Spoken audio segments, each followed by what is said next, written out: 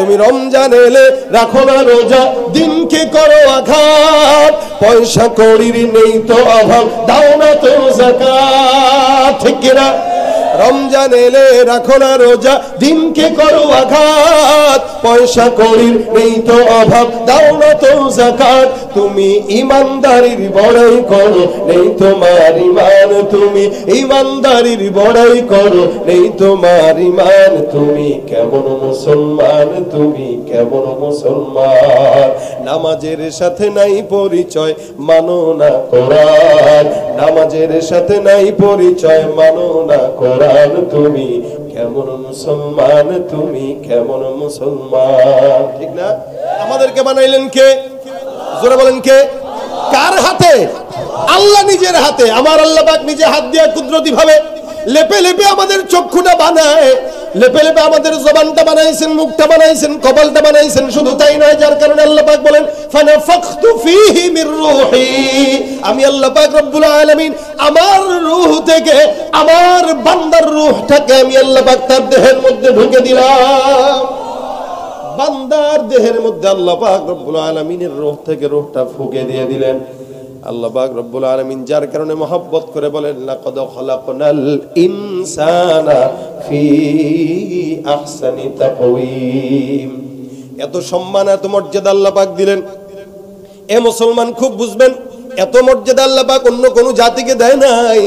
হাদিস শরীফে আমার পয়গম্বর বলেন মানুষকে সবচাইতে সুন্দর বানাইলেন কেন? আল্লাহ পাক নিজের হাতে বানাইলেন। শুধু তাই নয়, মানুষকে সবচাইতে দামি বানাইলেন কেন? বলে আল্লাহ নিজের হাতে বানাইলেন। কত দামি এই বলেন তো? জমিনের মধ্যে সবচাইতে দামি একটা ঘর আছে, সেই ঘরের নাম কি? হ্যাঁ, কাবা। এটা দুনিয়ার সর্বপ্রথম ঘর। আমার আল্লাহ ডাক দিয়া বলেন ইন্না আউওয়ালা বাইতিন উদিআ লিন-নাস লাল্লাযী বিবাক্কাতা মুবারাক ওয়া হুদাল লিল আলামিন। জমিনের মধ্যে সর্বপ্রথম ঘর বাইতুল্লাহ। আমার পয়গম্বর বলেন এই বাইতুল্লাহটা এমন কোন ইমানদার বান্দা যদি একবার তওয়াফ করে, ওই বান্দাকে নবসদ্য ভূমিষ্ঠ হওয়া জন্ম নেওয়া শিশু বাচ্চার মতো আল্লাহ পাক নিষ্পাপ বানায় দেয়। কত সম্মানের ঘর! একটা বান্দা যদি একবার তওয়াফ করে, বান্দাটা নিষ্পাপ হয়ে যায়। আমার নবী বলেন এই বান্দা জানো তোমার সম্মান কত, দাম কত? নবী করিম সাল্লাল্লাহু আলাইহি ওয়াসাল্লাম কাবা ঘর তওয়াফ করে তাকায় তাকায় বলে কাবা, তোমার মর্যাদা আল্লাহর দরবারে অনেক বেশি, তোমার সম্মান আল্লাহর দরবারে অনেক বেশি। তুমি কি জানো তোমার মর্যাদা এত বেশি হওয়ার পর কত বেশি যে কোনো বান্দা যদি একবার তওয়াফ করে ওই বান্দার গুনাহ মাফ হয়?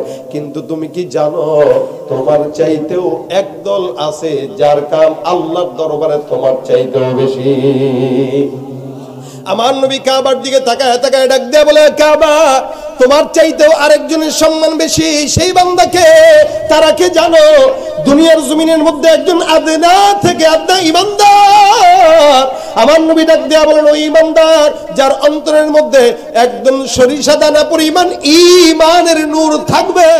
আমার নবী ডাক দিয়া বলেন ওই ঈমানদার বান্দার সম্মান আমার এই আল্লাহর দরবারে, আল্লাহর ঘর বাইতুল্লাহর চাইতেও কোটি কোটি গুণে বেশি। বাইতুল্লাহর চাইতেও একজন ঈমানদারের দাম বেশি। এই কারণে এতে বলে কারো মনে তুমি দিও না আঘাত, সে আঘাত লাগে কাবার ঘরে। এ মুসলমান, আল্লাহ পাক রব্বুল আলামিন বান্দাকে এত সম্মান দান করলেন যার কারণে বাইতুল্লাহর চাইতেও একজন আদনা মুমিনের সম্মান আল্লাহর দরবারে বেশি। আলহামদুলিল্লাহ।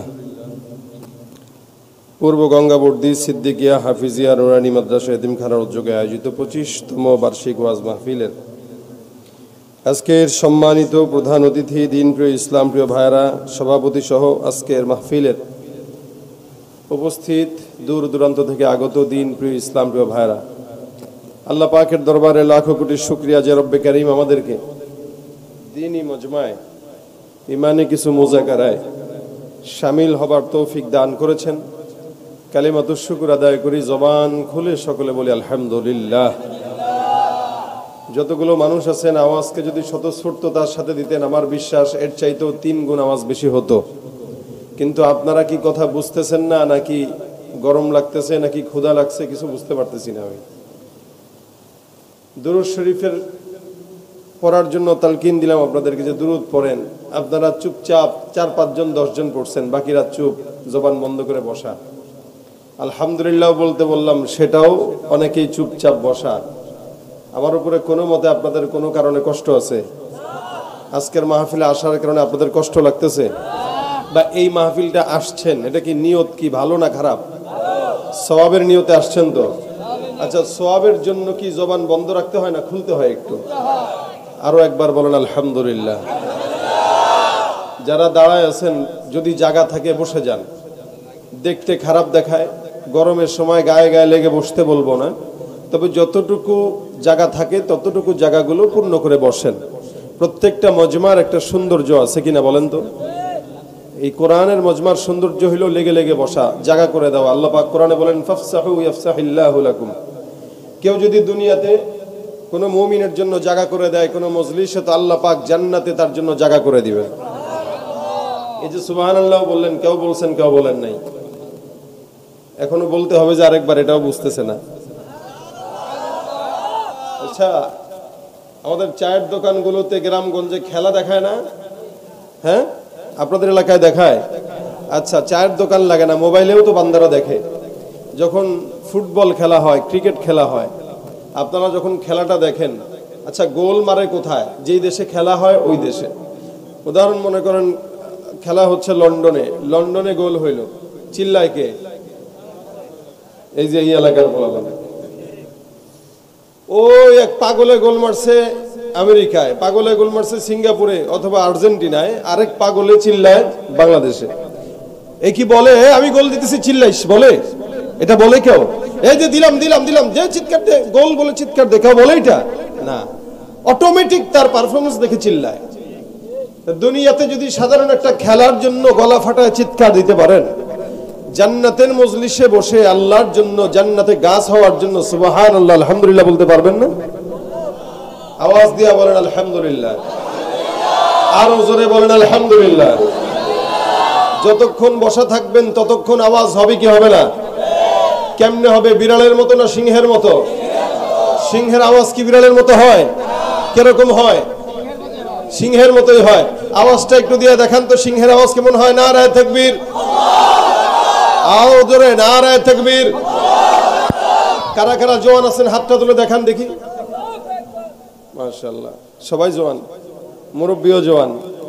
এই যে মুরব্বি হাত তুলছে উনিও জওয়ান, মাশাআল্লাহ। নামান জওয়ান হইলে জওয়ানের মতোই কথা বলবেন, পারবেন? তবে মুরব্বিরাও হাত তুলছে, এটা একটা ভালো দিক। আমরা সাহাবা একরামদের ইতিহাস পড়ে জানতে পারি, যুদ্ধের ময়দানে যখন সাহাবা আজমাইন যেতেন, যদি কারো বয়স 60 ঊর্ধ্ব হতো, সেও 30 বছরের তাগড়া নওজওয়ানের মতো হয়ে যেত। ঠিক তেমনি ভাবে ইসলাম মুসলমানের জন্য 60 বছর 70 বছর বড় বিষয় নয়, বড় বিষয় হলো ইমানের জওয়ানি। যদি ইমানের জওয়ানি থেকে 60 বছরের মুরব্বিও 20 বছরের যুবক হয়ে যায়, ঠিক কিনা জানে তো? লড়াইয়ের ওই ময়দানেতে যেতে তোমাকে হবে, প্রয়োজনে সব রক্তটুকু জমিনেই ঢেলে দেবে। ও লড়াইয়ের ওই ময়দানেতে যেতে তোমাকে হবে, প্রয়োজনে সব রক্তটুকু জমিনেই ঢেলে দেবে। তবুও তোমায় লড়তেই হবে, মানিবে না পরাজয়। তবুও তোমায় লড়তেই হবে, মানিবে না পরাজয়। বিপ্লব মানে জীবন দেয়া বসে থাকা নয়, সে কোনদিন আসবে না রে করো যদি ভয়। ঠিক কিনা? আসবে বিজয় রক্ত আর জীবনের বিনিময়, আসবে বিজয় রক্ত আর জীবনের বিনিময়। বিপ্লব মানে জীবন দেয়া বসে থাকা নয়, সে কোনদিন আসবে না রে করো যদি ভয়। ঠিক কিনা? ভয় পাবো কাকে? জোরে জোরে কাকে? লিল্লাহে তাকবীর। কারা কারা জওয়ান হাত তুলতে বলছি? মুরব্বিরাও হাত তুলছেন। আমি এরকম মুরব্বীদেরকে হাত তুলতে বলি নাই। একটু পরীক্ষা হোক, আজকের মাহফিলে যুবক বেশি না মুরব্বী বেশি? তবে মুরব্বী কারা যুবক কারা একটু পার্থক্য করে দেই। মাহফিলে যারা এখানে এসেছেন এদের ভিতরে বিবাহিত যারা, এরা হলো বুড়া। জওয়ান কারা? যারা বিবাহ করে নাই। ঠিক আছে, কারা কারা বিবাহ করেছেন হাতটা তুলে দেখান। মুরব্বীর কাতারে কারা কারা? আমি বিয়ে করেছি, সমস্যা নাই। বিয়ে করেছেন কারা? হাত তুলেন। বিয়ে করেছেন? নারায়ে তাকবীর। শুধু বিবাহিতরা লিল্লাহে তাকবীর। এই তুমি দিলা কেন? ওর বাপে পড়ছে। এবার অবিবাহিতরা হাত তুলো। কারা বিয়ে করে নাই? এদের সংখ্যা কম, এরা আজকে হেরে যাবে। এরা আজকে হেরে যাবে। আমি যখন বলছি এরা আজকে হেরে যাবে, যদি না হারতে তাহলে তখনই চিল্লান দিতে। আওয়াজ কম, এদের কোনো জজবা নাই। দেখতে চাই যুবকদের আওয়াজ কি মুরব্বীদের চেয়ে বেশি না কম হবে? লিল্লাহে তাকবীর। আওয়াজ শেষ পর্যন্ত থাকবে ইনশাআল্লাহ। আল্লাহ কবুল করুক, বলেন আমিন। সুতরাং আরেকটা বিয়ে করেন, তারপর আরেকবার সুযোগ দিই। যারা ওই যে এখনো দাঁড়ায় আছে, ছাত্ররা দাঁড়ানো ভাইদেরকে সবাইকে বসার সুযোগ করে দিতে হবে। দাঁড়াইলে জিনিসটা খারাপ দেখায়, একটু বসে যান। গরম লাগলে একটু কষ্ট করে বসেন। ভাই আমিও ঘামাচ্ছি, আপনারাও ঘামাবেন, ঘামাইতে হবেই। একটু বসে যান, বসে গেলে সুন্দর হয়। আচ্ছা বলেন তো, এই দুনিয়াতে আল্লাহ পাক আমাদেরকে সবচেয়ে দামি বানিয়েছেন না কম দামি? যারা মোবাইলগুলো ধরে রাখছেন, মোবাইলগুলো বন্ধ করে দেন। কারণ মোবাইলের দিকে সারা জীবন আমরা মোবাইলেই দেখছেন আপনারা। আমাদেরকে মোবাইলে আপনারা দেখেন। তা আজকে আসছি একটু সরাসরি দেখেন। এই ইউটিউব তো এরা রেডি, এই চোখ সব জায়গায় থাকে। তা সুতরাং কালকেই এই বয়ান ইউটিউবে আসবে। আপনার কষ্ট করে মোবাইল ধরে রাখার কোনো যুক্তিকতা নাই। আপনি আমার দিকে তাকান, কি বলি শুনেন। যে কথাগুলো বলবো এগুলো যেন আল্লাহ আগে আমাকে আমল করার তৌফিক দান করে, আপনাদেরকেও যেন তৌফিক দান করে। এক একটা মাহফিল শুধু আসার জন্য আর বসার জন্য আর কিছু কথা শোনার জন্য না। প্রত্যেকটা প্রোগ্রাম থেকে যদি কিছু শিখতে পারি ভাই, অনেক ফায়দা হবে। এই মাহফিলের ফায়দাটাই এটা, কিছু শিখে যাবেন, কিছু নিয়ে যাবেন। আমিও আপনাদেরকে কিছু যেটা বলবো, এটা আমাকে ইসলাহের নিয়তে বলবো, যেন আল্লাহ পাক আমার ভিতরেও একটু কামিয়াবি দান করে। দেখেন, এই দুনিয়াতে সবচাইতে দামি জাতি হইল মানুষ। আমরা আমাদের আগে এই দুনিয়াতে আল্লাহ পাক আরো দুই জাতিকে প্রেরণ করেছিলেন। এক নম্বরে ফেরেশতা, দুই নম্বরে জিন্নাত। কিন্তু এরা আল্লাহ পাকের মন জয় করতে পারে নাই, যার কারণে আল্লাহ পাক আমাদেরকে তৃতীয় ধাপে বানিয়েছেন। আল্লাহ পাক যখন আমাদেরকে বানাইতে গেছেন, বানাইতে ইচ্ছা করলেন, তখন কিন্তু ফেরেশতারা ভেটু দিয়েছিল যে আল্লাহ দরকার কি, এরা এই করবে, এটা তো আপনারা জানেনই। আল্লাহ পাক এক বাক্যে জবাব দিয়ে বলেছিল, ইন্নী আ'লামু মা লা তা'লামুন, আমি যা জানি এদের ব্যাপারে তোমরা কিন্তু তা জানো না।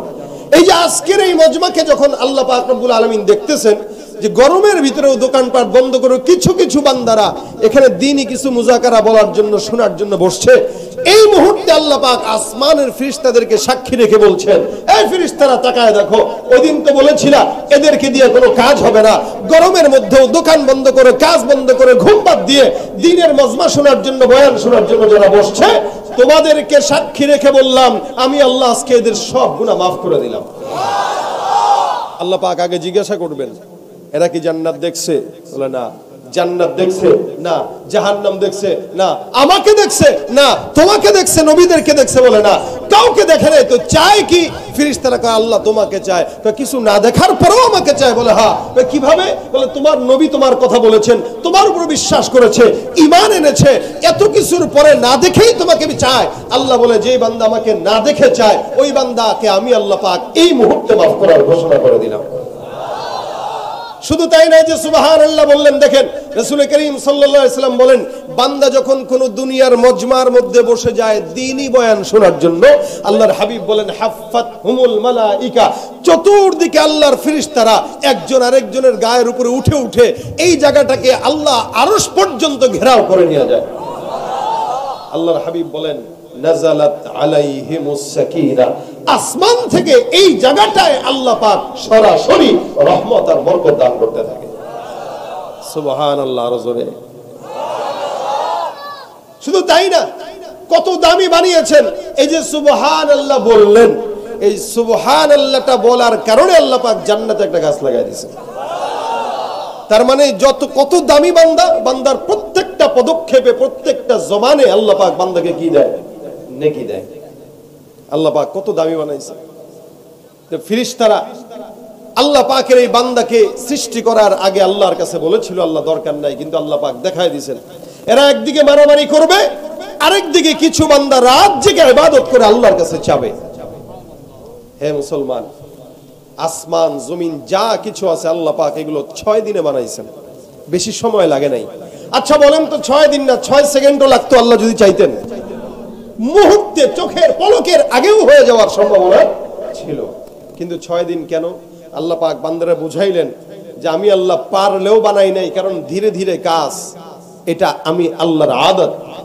আর মানুষের আদত কানাল ইনসানু আজুলা, বান্দারা তাড়াহুড়া করে, যে কোনো জিনিস দেখবেন না বড়লোক হইতে চায় তাড়াতাড়ি। এই কারণে আমাদের দেশের মানুষ ফাও খেতে চায়, তাড়াতাড়ি বড়লোক হইতে চায়, রাতারাতি ধনী হইতে চায়।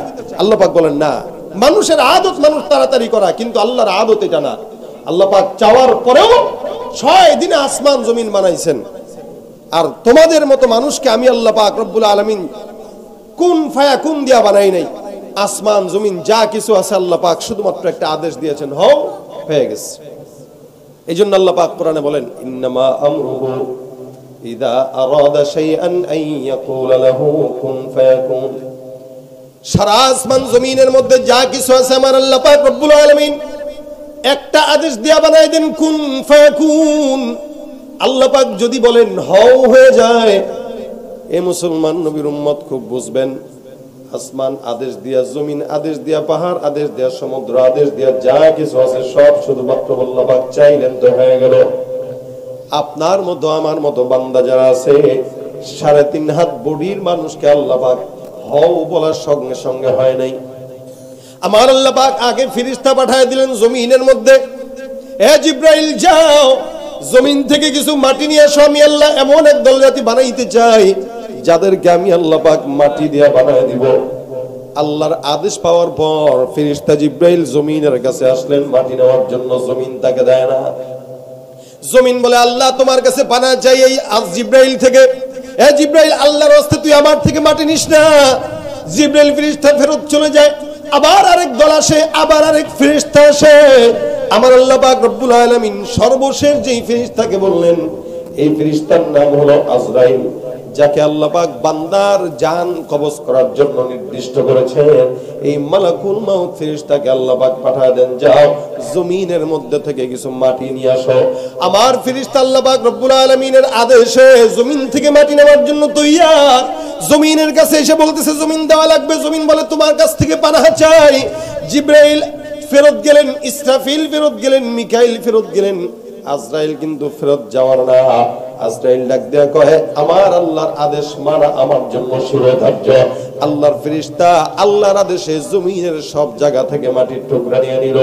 আমেরিকার কিছু মাটি, লন্ডনের কিছু মাটি, ইন্ডিয়ার কিছু মাটি, ওই নাইজেরিয়ার কিছু মাটি, সারা দুনিয়ার জমিন থেকে কিছু মাটি টুকরা একসঙ্গে করে নিয়ে আল্লাহর দরবারে পেশ করলো।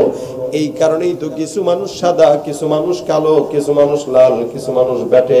মানুষের সমস্ত পরিবর্তনের কারণ হলো এই জমিনের মাটি। আল্লাহ পাক সব মাটির থেকে মাটি নিয়ে এই বান্দাকে সৃষ্টি করেছেন।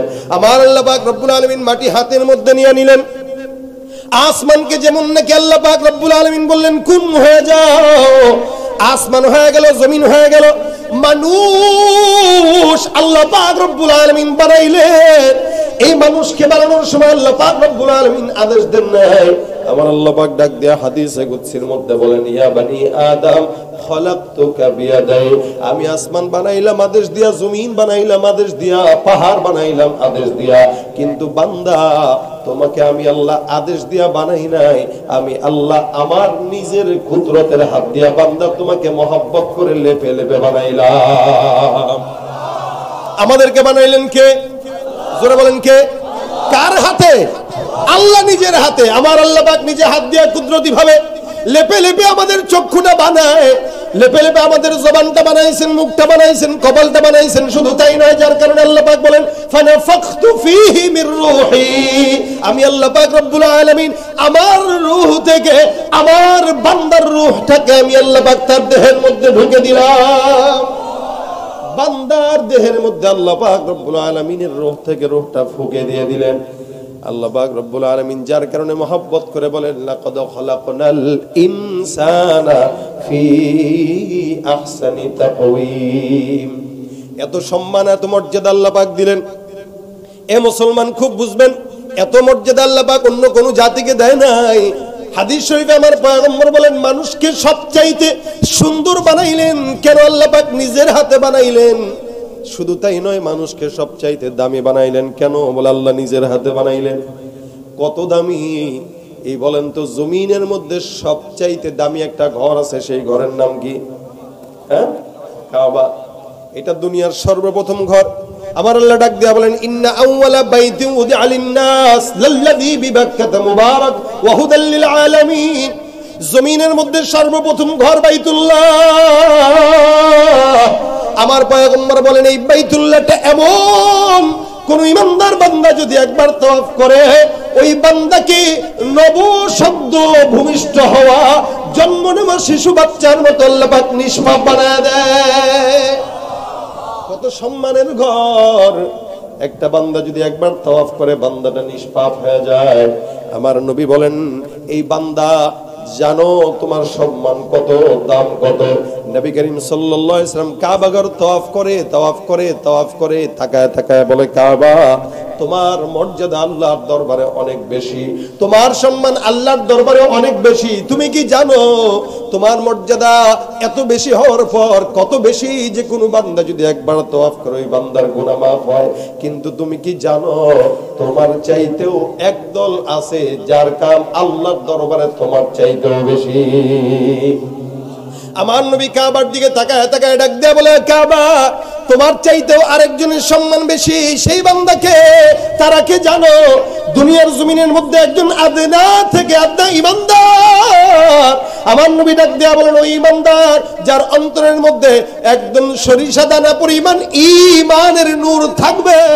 আমার নবী ডাক দেয়া বলেন, ওই ইমানদার বান্দার সম্মান আমার এই আল্লাহর দরবারে, আল্লাহর ঘর বাইতুল্লাহর চাইতেও কোটি কোটি গুণে বেশি। বাইতুল্লাহর চাইতেও একজন ইমানদারের দাম বেশি। এই কারণে হইতে বলে, কারো মনে তুমি দিও না আঘাত, সে আঘাত লাগে কাবার ঘরে। এ মুসলমান, আল্লাহ পাক রব্বুল আলামিন বান্দাকে এত সম্মান দান করলেন, যার কারণে বাইতুল্লাহর চাইতেও একজন আদনা মুমিনের সম্মান আল্লাহর দরবারে বেশি। বান্দার সম্মান কত? বাইতুল্লাহর চেয়ে বেশি সম্মান। আদনা থেকে আদনা মুমিন হোক, ওর দাম বেশি। কেন? আল্লাহ পাক ওকে দুনিয়ার খলিফা বানায় দিয়েছেন, অন্য কাউকে বানান নাই। আল্লাহ পাক ওকে আল্লাহর নিজের রূহ থেকে রূহ ফুঁকে দিয়েছেন, যেটা অন্য কোনো প্রাণীকে দেন নাই। একদিকে আল্লাহ পাক সম্মানিত করলেন, আরেকদিকে ডাক দেয়া বলতেছেন, উলাইকা কাল আনআম বাল হুম আদাল। এগুলা গরুর মতো, শুয়োরের মতো, পশুর মতো, জানোয়ারের মতো, হায়াওয়ানের মতো। বাল হুম আদাল, তার চাইতেও নিকৃষ্ট। এখানে যতগুলো মানুষ আছেন সব হলো আশরাফুল মাখলুকাত। আমাদেরকেই আশরাফুল মাখলুকাত বানাইছেন, আবার আমাদের ব্যাপারেই বলতেছেন কুকুরের চাইতেও কি খারাপ। আচ্ছা বলেন তো, এক জায়গায় বলতেছেন দামি, আরেক জায়গায় বলতেছেন কুকুরের চেয়েও খারাপ। কথাবার্তা এদিক সেদিক আছে না? আমরা অনেক সময় বলি না, এই হুজুর একবার এটা বলে, একবার এটা বলে। না, এইটা বলে ওইটা বলে বিষয় না। বিষয় হলো যখন যেটা বলা দরকার তখন সেটা বলা। আল্লাহ পাক যখন যেটা বলা দরকার তখন সেটা বলছেন। এক জায়গায় বলছেন এরা দামি, অনেক সম্মানিত, আরেক জায়গায় বলতেছেন এরা কুকুরের চাইতেও খারাপ। বলে কিভাবে? আচ্ছা বলেন তো, মানুষের উপর নামাজ ফরজ কি ফরজ না? কুকুর নামাজ পড়ে? শুয়োর, গরু, ছাগল না। পড়বে কে? মানুষ, অর্থাৎ যারা মুসলমান, এদের উপরে নামাজ কি? ইমানের পরে সর্বপ্রথম কি? আগে কি? কালেমা, তারপরে কি? নামাজ, রোজা, হজ, যাকাত। ইসলামের খুঁটি পাঁচটা। এটা যে জানে না তো মুমিন হইতে পারে না। একটা মানুষ, তার উপরে নামাজ পড়া ফরজ। মুসলমান যে গরু নামাজ পড়ে না, কুকুর নামাজ পড়ে না, শুয়োর নামাজ পড়ে না। আমাদের এই সমাজে অনেক মুসলমান আছে যারা মুসলমান দাবি করে লেকিন পড়ে না। আছে না নাই?